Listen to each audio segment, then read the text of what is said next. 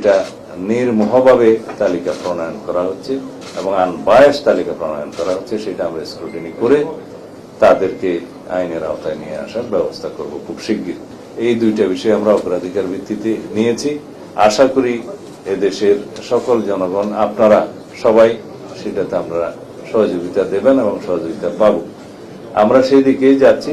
আমরা জনগণকে এইভাবে আশ্বস্ত করতে চাই যে আমাদের সর্বোচ্চ প্রচেষ্টা থাকবে যাতে দেশে শান্তি শৃঙ্খলা বজায় থাকে, আইনের শাসন প্রতিষ্ঠা হয় এবং জনমনের স্বস্তি থাকে। এইভাবেই আমরা এগোতে চাই।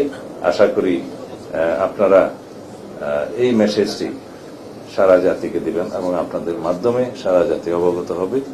আশা করি আমরা। এখন কি আগের সরকার আছে?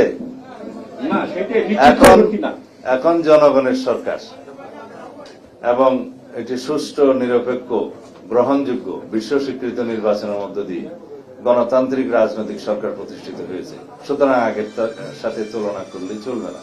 দ্বিতীয়ত, আমি প্রথম দিনেই মন্ত্রণালয়ে যোগদান করার পরে আপনাদের নিশ্চয়ই মনে আছে বলেছি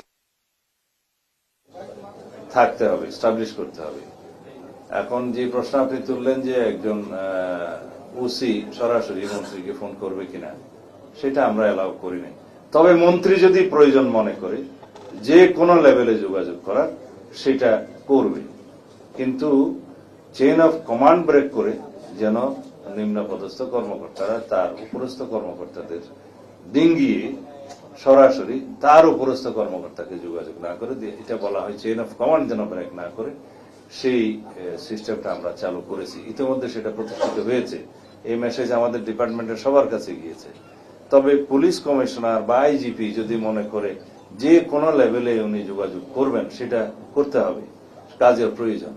এখানে চেইন অফ কমান্ডটা বজায় রাখতে হয় নিচের থেকে উপরে, কিন্তু উপর থেকে যে কোনো প্রয়োজনে যে কোনো লেভেলে যোগাযোগটা রাখবে, যে কোনো পর্যায়ে, সেটা নিয়ম। আমার মনে হয়, আশা করি আপনারা আনসারটা পেয়েছেন। ডিএমপির ক্ষেত্রে ডিএমপি কমিশনারকে আমরা অনুরোধ করেছি আমাদের যে ট্রাফিক ডিপার্টমেন্ট আছে তাদের সাথে বসে আমরা কিভাবে যানজট কমাতে পারি, তারা এক সপ্তাহের মধ্যে আমাদেরকে একটা রিপোর্ট দিবে। যেমন এখানে ব্যাটারি চালিত রিক্সার সংখ্যা সীমাহীন হয়ে গেছে। বিআইপি রুট সহ মেইন রুট যেখানে আছে, যেখানে নন মোটরাইজ